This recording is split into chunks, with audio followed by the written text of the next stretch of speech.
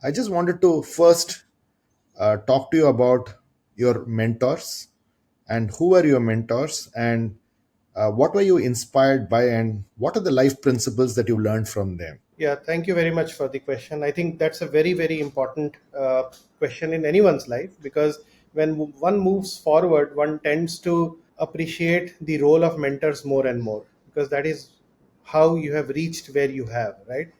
So when I came back to India, I had only one thing in my mind to work for India. And if you really want to work for India, you have to find people who have worked for India all their lives. And that's how I picked my mentors. I may not have worked under them, but there were three people who made a huge impact on my life and career.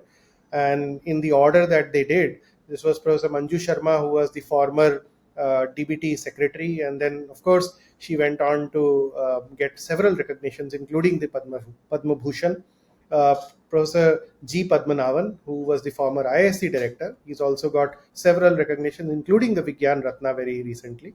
And Dr. Renu Swarup, who was again the former DBT secretary, but then who was the chairman of BIRAC when I first met her.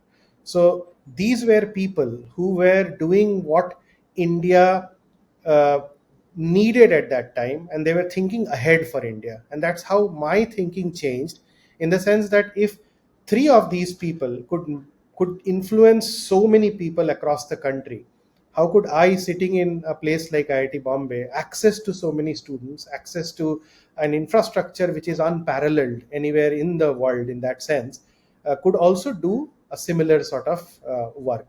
And that's how I got mentored by these people, sitting in the same committees, learning from them every day, and figuring out what I could do different for India. And that's how I picked this field, is because this is the only field. I'm talking about education, I'm talking about technology development, where the more you teach somebody to become technologists, the more they become useful for the country and the country benefits.